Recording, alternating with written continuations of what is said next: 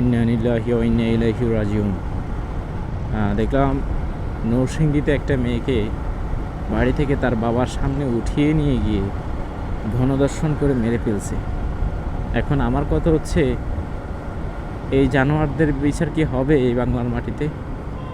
আইন বলতে কিছু কি আছে বাংলার মাটিতে? আবার দেখলাম প্রথম আলো নিউজ করলো যে নরসিংদীতে যে ধর্ষণ হয়েছে মেয়েটা, বা যে মেয়েটাকে মেরে ফেলছে, ওই খুনিদেরকে নাকি পুলিশ অ্যারেস্ট করছে।